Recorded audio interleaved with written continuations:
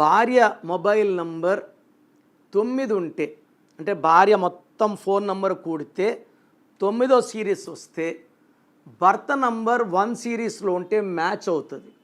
1 రాజు, 9 సేనాధిపతి, ఇద్దరు ఫెరోషియస్ కాబట్టి 1ని 9 మేనేజ్ చేయగలరు, 9ని 1 మేనేజ్ చేయగలరు.